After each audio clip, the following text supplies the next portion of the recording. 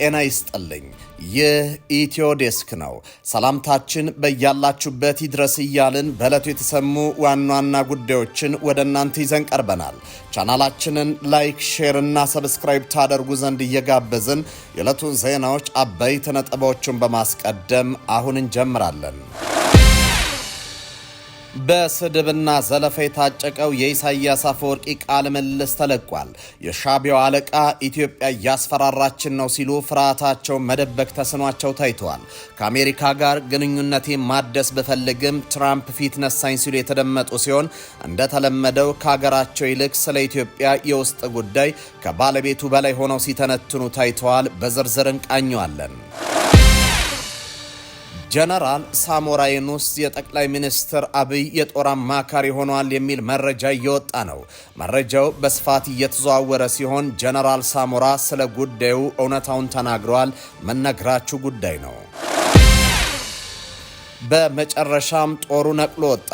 ከቀናት በፊት ከኢትዮጵያ ጋር ጠንካራ ስምምነት የተፈራረመችው ዩናይትድ አረብ ኤምሬትስ ጉልበቷ እየዛለ ነው። በቀጠናው ያላት አቅም እየተመናመነ መሄዱን የሚገልጹ መረጃዎች ከሰንዓ እስከ ሞቃዲሾ እየወጡ ናቸው።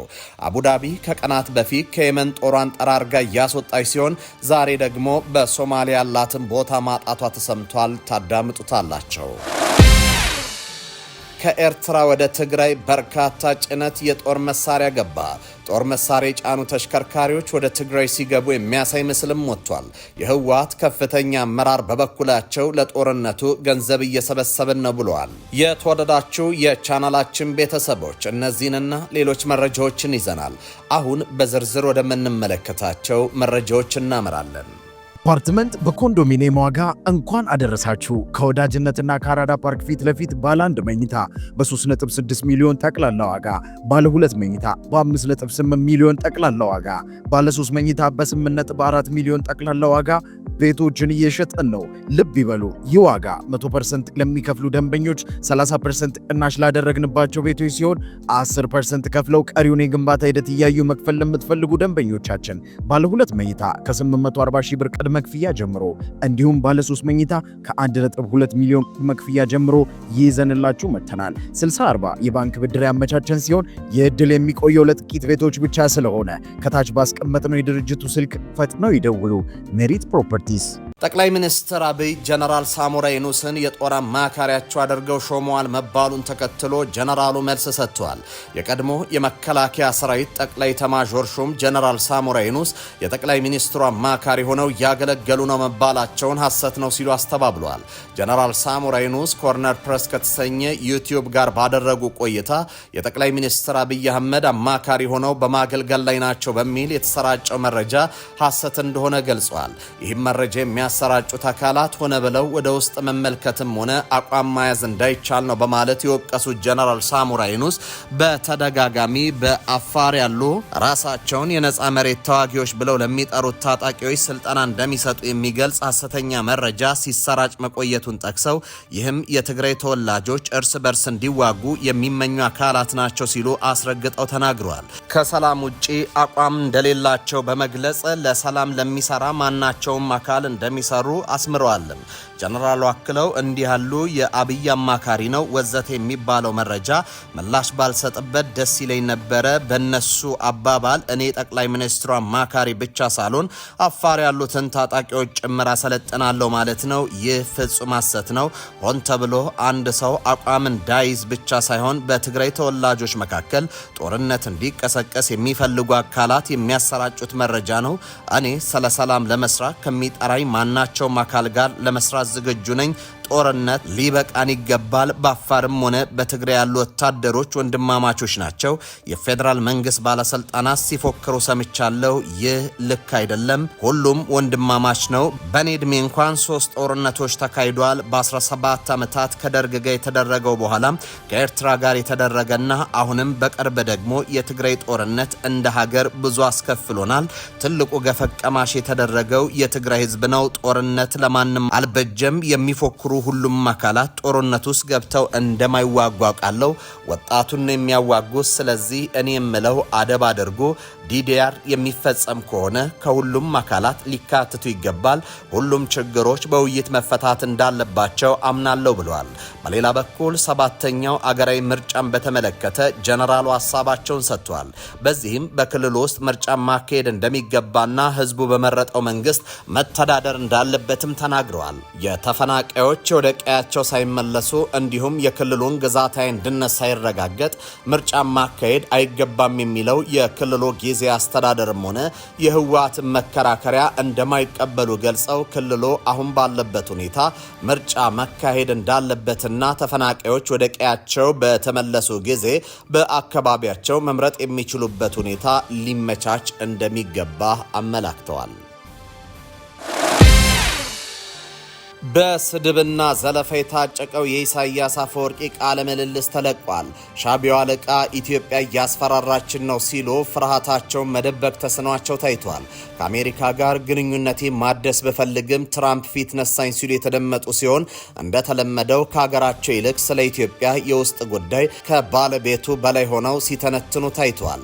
የኤርትራው ቴሌቪዥን ጋዜጠኛ ለፕሬዝደንት ኢሳያስ አፈወርቂ በብልጽግና ፓርቲ የጦርነት አዋጅና የሁለቶች አጀንዳ በሚል ጥያቄ ቀርቦላቸው ነበር።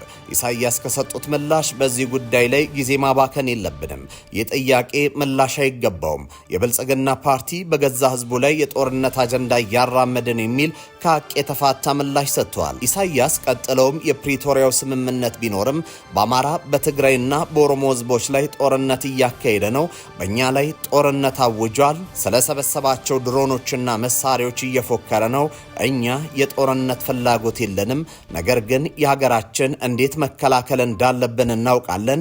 ራዕያችን መልካም ግንኙነትን ማጠናከር ነበር። ነገር ግን በቀጠናው ግጭት ለመፍጠር በቆረጠና ከሱዳን ቀውስ በስተጀርባ ባለ የውጭ ኃይል በሚመራ የብልጽግና ፓርቲ አጀንዳ ልንረበሽ አይገባም። የብልጽግና ፓርቲ አስተሳሰብ በአራት መገለጫዎች ሊገለጽ ይችላል። ብቃት ማነስ፣ ኪሳራ፣ ፈሪነትና ስግብግብነት። በመሆኑም ትኩረታችንን ሰጥተን ለዚህ ቅዠታዊ አቋም ቦታ ልንሰጥ አይገባም። ትኩረታችን በሀገራችን የልማት አጀንዳ ላይ መሆን አለበት በማለት መልሷል። ኤርትራ ላለፉት 30 ዓመታት ምንም አይነት ልማት አይታ የማታውቅ አገር ቢሆንም ኢሳያስ ግን ፊታችንን ወደ ልማት ማዞር አለብን ማለታቸው መነጋገሪያ ሆኗል። ከኤርትራ ወደ ትግራይ በርካታ የጭነት ጦር መሳሪያ ገባ። ጦር መሳሪያ የጫኑ ተሽከርካሪዎች ወደ ትግራይ ሲገቡ የሚያሳይ ምስል ወጥቷል። የህወሓት ከፍተኛ አመራር በበኩላቸው ለጦርነቱ ገንዘብ እየሰበሰብን ነው ብለዋል።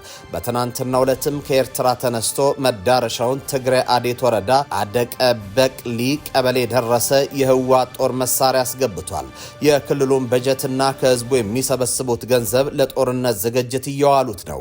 ይህ የፕሪቶሪያውን ስምምነት በግልጽ የሚጥስ ድርጊት ህወሓት አሁንም ከጥፋትና ስህተቱ እንዳልተማረ አመላካች ሆኗል። ይህ በእንዲህ እንዳለ የትግራይ ክልል ጊዜያዊ አስተዳደር ስራ አስፈጻሚ ኮሚቴ ያሉበትን ችግሮች ለመፍታት ሀብት ለማሰባሰብ የሚያስችል ደንብ ማጽደቁን አስታውቋል። የውሳኔ ህወሓት ጦርነት ለመክፈት ገንዘብ ስላጠረው የተወሰነ ውሳኔ እንደሆነም ታውቋል። በደንቡ መሰረት የሀብት አሰባሳቢ ኮሚቴ የተመሰረተ ሲሆን የኮሚቴው ሰብሳቢ ዶክተር አብርሃም ተከስተ በጉዳዩ ላይ ማብራሪያ ሰጥቷል። ከፕሪቶሪያው ስምምነት በኋላ ከተደረሰው ጉዳት ለማገገም የሚያስችል ምንም አይነት ስራ ለመሰራቱን የጠቀሱት ዶክተር አብርሃም ጨምረውም ከጥቂት ወር ወዲህ የፌዴራል መንግስቱ ለትግራይ ከተመደበው በጀት ውስጥ እየላከ ያለው 1/3ኛውን ብቻ ነው ብሏል። በዚህም የተነሳ ጊዜያዊ አስተዳደሩ የበጀት ጉድለት እያጋጠመው መሆኑን ጠቅሰው በጦርነት ጉዳት የደረሰባቸው ሰዎችና ተፈናቃዮች በችግር ላይ መሆናቸውን አስረድተዋል። በችግር ላይ ያሉ ሰዎች እንዲጠብቁ ከመናገር ባለፈ ሀብት በማሰባሰብ ድጋፍ እንዲያገኙ ማድረግ ስለሚገባ ደንቡ መጽደቁንም አስታውቀዋል። የኮሚቴው ምክትል ሰብሳቢ ዶክተር ምህረት በየነ እንደጠቀሱት ደግሞ የሀብት ማሰባሰብ ሂደቱ የሚከናወነው በተለያየ መንገድ ሲሆን የሚሰበሰበው ገንዘብ በየጊዜው ለህዝቡ ይፋ ይሆናል። እስካሁን ድረስ ለዚህ ሲባል በ13 ባንኮች አካውንት መከፈቱን 7 ያህል ንዑስ ኮሚቴዎች መዋቀራቸውን አስታውቀዋል።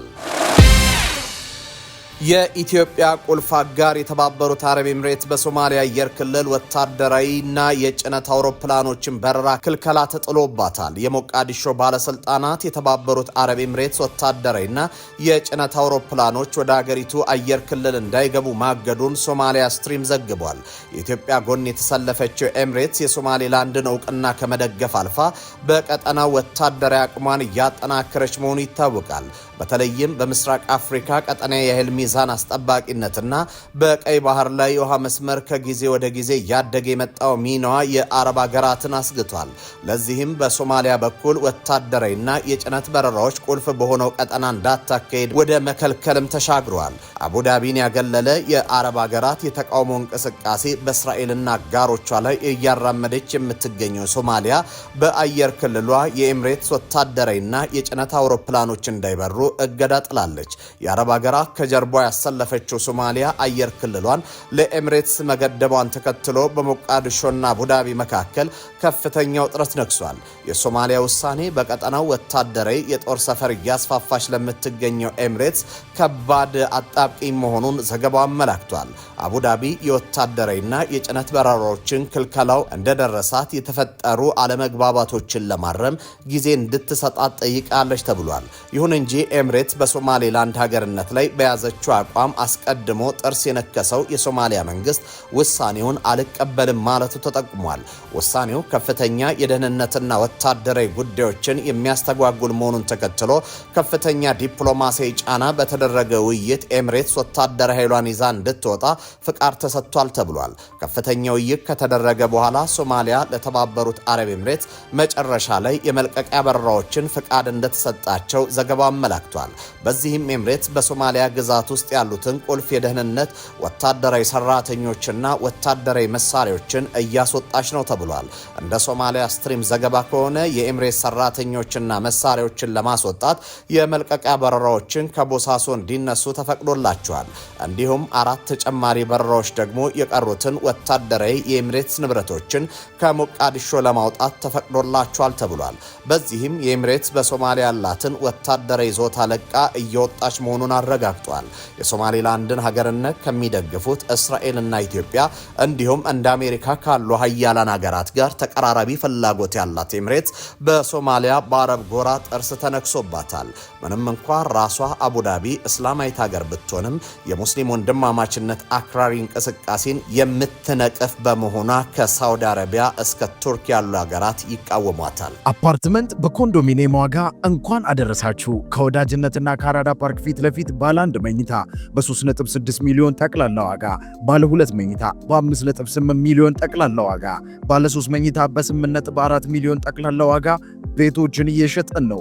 ልብ ይበሉ፣ ይህ ዋጋ 100% ለሚከፍሉ ደንበኞች 30% ቅናሽ ላደረግንባቸው ቤቶች ሲሆን 10% ከፍለው ቀሪውን የግንባታ ሂደት እያዩ መክፈል ለምትፈልጉ ደንበኞቻችን ባለ 2 መኝታ ከ840 ሺህ ብር ቅድመ ክፍያ ጀምሮ እንዲሁም ባለ 3 መኝታ ከ1.2 ሚሊዮን ቅድመ ክፍያ ጀምሮ ይዘንላችሁ መጥተናል። 60/40 የባንክ ብድር ያመቻቸን ሲሆን የዕድል የሚቆየው ለጥቂት ቤቶች ብቻ ስለሆነ ከታች ባስቀመጥነው የድርጅቱ ስልክ ፈጥነው ይደውሉ። ሜሪት ፕሮፐርቲስ። ተመልካቾች ለሰዓቱ የነበሩን ዜናዎች እኚህ ነበሩ። በያላችሁበት ሰናይ ጊዜ